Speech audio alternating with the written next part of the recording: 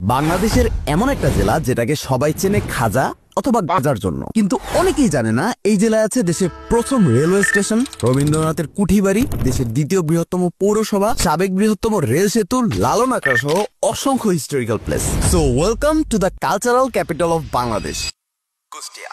জেলার নাম কুষ্টিয়া কারণ এক সময় এখানে প্রচুর পরিমাণে পাট চাষ হতো। পাটকে লোকাল ভাষায় বলা হতো কোষ্টা অথবা কুষ্টি, আর সেখান থেকেই জেলার নাম কুষ্টিয়া। কিন্তু বর্তমান কুষ্টিয়ার সূচনা করা উচিত সূচনা থেকে, মানে কুষ্টিয়া পৌরসভা। 1869 সালে প্রতিষ্ঠিত হওয়া এই পৌরসভাটি বাংলাদেশের দ্বিতীয় বৃহত্তম পৌরসভা। ইন্টারেস্টিং ফ্যাক্ট হচ্ছে কুষ্টিয়া পৌর ভবন সূচনা নামের একটা সাবেক প্রাসাদে অবস্থিত, যেটা ছিল জমিদার সতী সাহার বাড়ি। তবে হিস্ট্রিক্যাল আর্কিটেকচারের কথা চিন্তা করলে এটা কুষ্টিয়ার ট্রেলার মাত্র, কারণ শহরের মিলপাড়ায় গেলেই দেখা যায় ট্যাগর লজ নামে আরেকটা বিল্ডিং। সাল 1895, রবীন্দ্রনাথ ঠাকুর ওনার ট্যাগর অ্যান্ড কোম্পানি নামের ব্যবসায়ী প্রতিষ্ঠানের অফিস হিসেবে এই বিল্ডিংটা নির্মাণ করেন। অবশ্য কুষ্টিয়ার সেলিব্রিটি আর্কিটেকচার হচ্ছে হার্ডিঞ্জ ব্রিজ, কারণ এই একটা ব্রিজ কুষ্টিয়া জেলার সাথে পাবনা জেলাকে যুক্ত করেছে, খুলনা বিভাগের সাথে রাজশাহী বিভাগকে যুক্ত করেছে, আবার উত্তরবঙ্গের সাথে দক্ষিণবঙ্গকে যুক্ত করেছে। 1915 সালের 4 মার্চ লর্ড হার্ডিঞ্জ এই ব্রিজটা উদ্বোধন করেন, আর ওনার নাম অনুযায়ী ব্রিজের নামকরণ করা হয়। মজার ব্যাপার হচ্ছে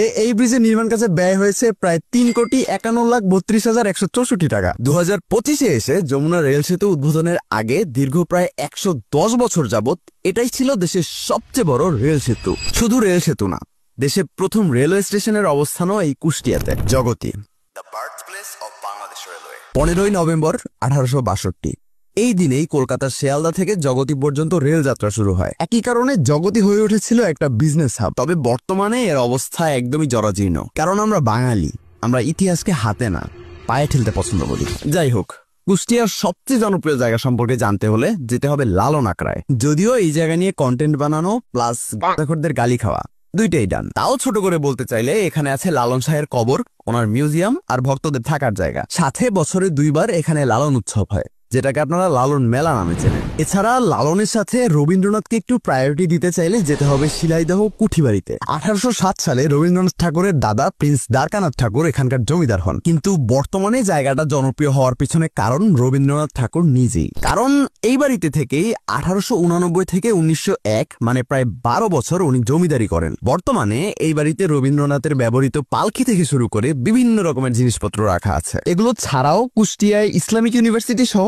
বেশ কিছু প্লেস আমরা সময়ের অভাবে মিস করে গেছি। অবশ্য কুষ্টিয়ার ইউনিক খাবার দাবার মিস হয়নি, আর ওইগুলো অবশ্যই একটা আলাদা কন্টেন্ট ডিজার্ভ করে, কিন্তু সেটার আগে আপনার পারমিশন প্রয়োজন, না হলে আবার নাম দিয়ে বসবেন সস্তার ফুড ব্লগার।